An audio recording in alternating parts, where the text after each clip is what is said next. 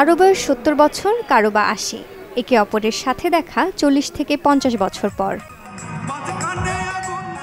এত বছর পর বন্ধু সহপাঠী মেতেছেন বাঁধ ভাঙা আনন্দে। প্রাণের টানে এমনই মিলন মেলা বসেছিল পাবনার পাকশী বিভাগীয় রেলওয়ে মাঠে।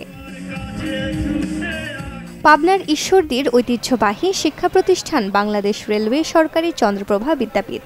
প্রতিষ্ঠানটি ১০০ বছর পূর্তিকে স্মরণীয় করে রাখতে দুদিনের জমকালো শতবর্ষ উৎসবের আয়োজন করে প্রাক্তন ও বর্তমান শিক্ষার্থীরা। বছর শেষের খুশি নগদে হবে বেশি। নগদ পেমেন্টে নির্দিষ্ট ক্যাটাগরির কেনাকাটায় ৩০০ টাকা পর্যন্ত ক্যাশব্যাক। ছিল আনন্দ শোভাযাত্রা, সাংস্কৃতিক অনুষ্ঠান সহ বর্ণিল আয়োজন।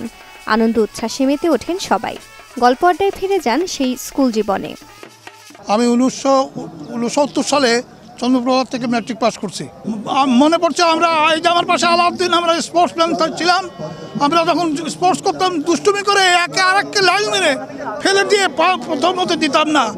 সেই আলাউদ্দিন আমার পাশে দাঁড়িয়েছে, আমি আর আলাউদ্দিন একই সঙ্গে স্পোর্টসম্যান ছিলাম চন্দ্রপ্রভা। এটা যে কি আনন্দের, কি যে অনুভূতি, এটা বোঝায় বলা যাবে না। এটা নিতান্তই একটা মনের ব্যাপার। আমরা যখন স্কুল পালায় যেতাম, ক্লাস ফাঁকি দিতাম, তখন মসজিদে বারান্দায় ঘুমায় থাকতাম। সবাই এই নিয়ে একটা অতীত স্মৃতি রোমন্থনে খুবই আনন্দ লাগলো এবং এই আনন্দক্ষত স্মৃতি নিয়ে আজকে আবার মাঠে ফিরে আসলাম। দেশ ও দেশের বাইরে থেকে প্রাক্তন শিক্ষার্থী ও তাদের পরিবার মিলে অন্তত ১০,০০০ মানুষের সমাগম ঘটে। প্রাণের এই মিলন মেলায় যান্ত্রিক জীবনকে কিছু সময়ের জন্য ভুলে বন্ধুদের নিয়ে স্মৃতিচারণ করেছেন অনেকে। আমার বন্ধু বান্ধবদের সঙ্গে দেখা হচ্ছে প্রায় দীর্ঘ ৪০ বছর পর। আমি আসলে আমেরিকাতে প্রায় ২০ বছর মতো। তো আমি এই শতবর্ষ অনুষ্ঠানের জন্য খুবই এক্সাইটেড ছিলাম যে আমি এখানে জয়েন করব।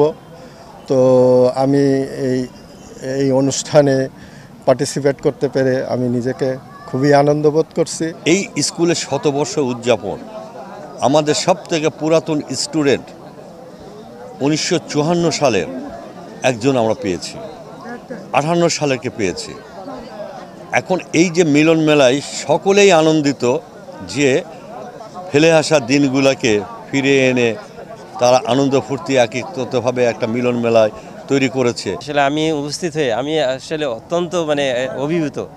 আমি এত বড় আসলে আয়োজন, এটা আসলে আমি না আসলে বুঝতে পারতাম না। এত সুন্দর আয়োজন এবং এখানে এত যে এখানে উপস্থিতি, আমাকে আসলে আমি এখানে উপস্থিত হয়ে আমি নিজেকে গৌরবান্বিত মনে করছি, আমি ধন্য মনে করছি। এমন আয়োজন ছড়িয়ে পড়ুক সবখানে, প্রাণ থেকে প্রাণে ছড়িয়ে পড়ুক বন্ধুত্ব ও ভালোবাসার জয়গান, এমনই প্রত্যাশা সবার। Desk report, channel 24।